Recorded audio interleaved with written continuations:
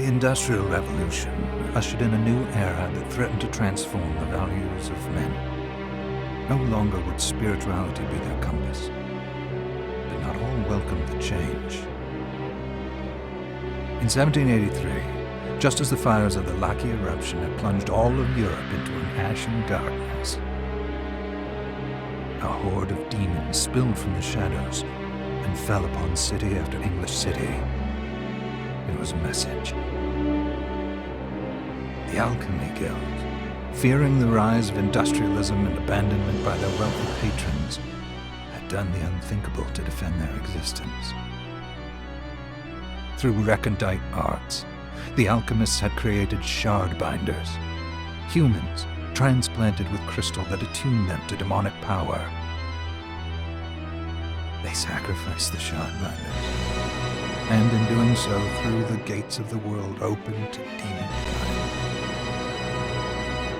Countless innocents died, and though the church succeeded in vanquishing the Hell's End, a steep price had already been paid and collected. As for the shard binders, they were presumed to have all died in the sacrificial rite. However, two survived. Jebel, a boy for whom by some miracle the rite did not prove fatal. And Miriam, a girl who was spared the rite altogether on account of the strange slumber that took her just before it could begin. 10 years had passed. Mankind too soon forgets tragedy. The demons have returned, presaged by a great castle. And on this very hour, Miriam awakens.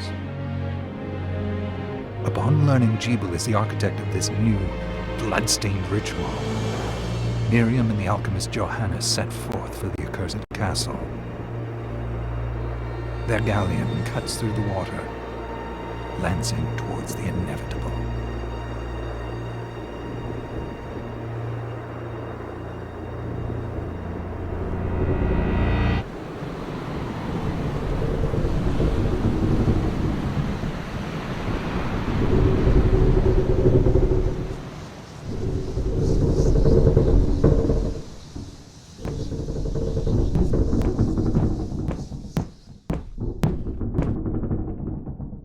Johannes, are you certain it was...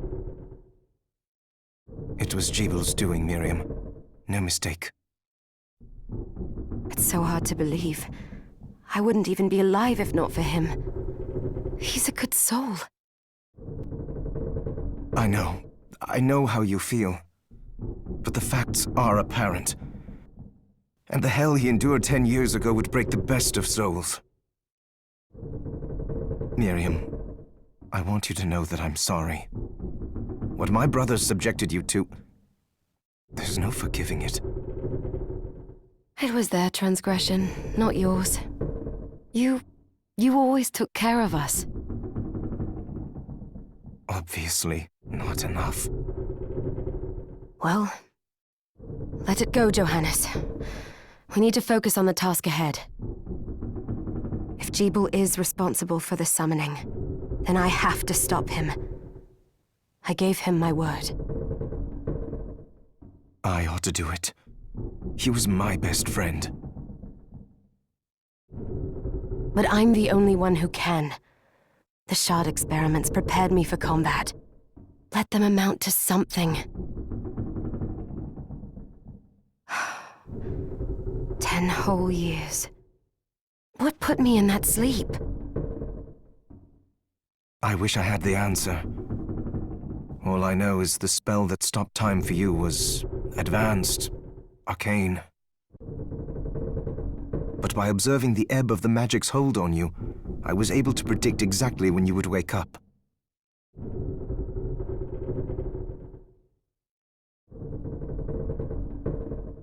Oh, I see.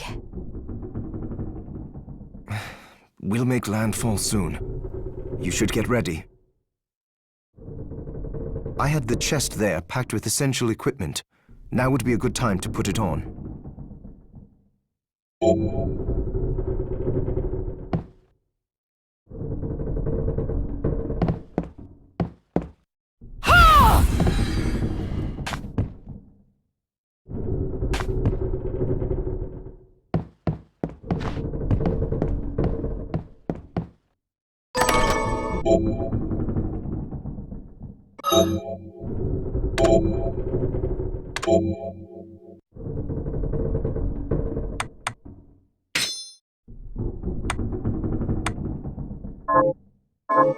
Good.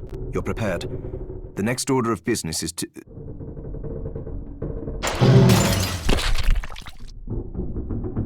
I'll take care of it.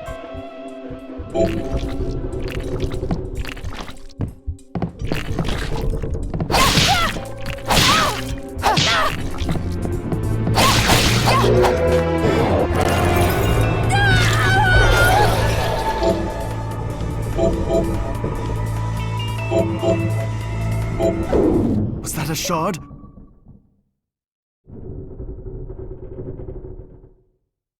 I'd forgotten the way it felt.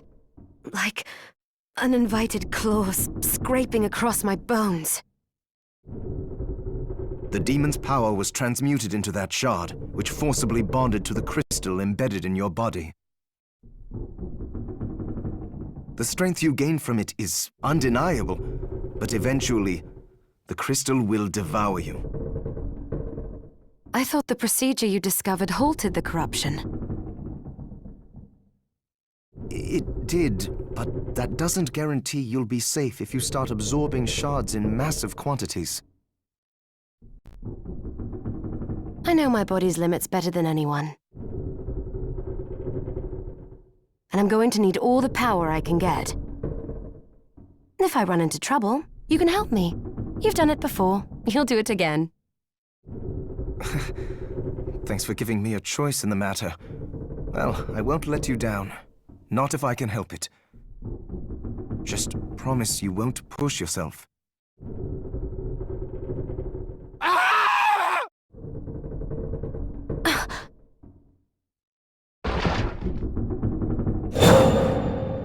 How did they get inside?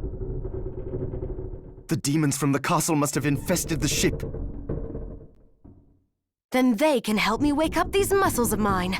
I'll wipe the deck with them.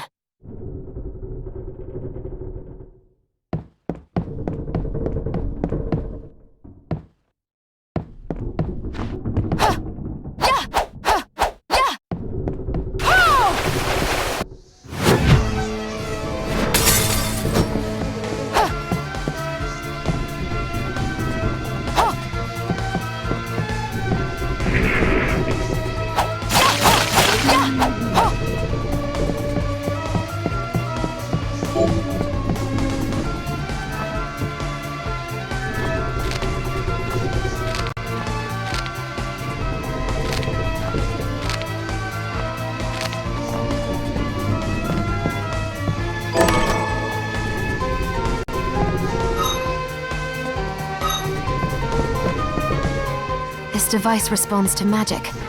Maybe I just need to hold my hand up to it.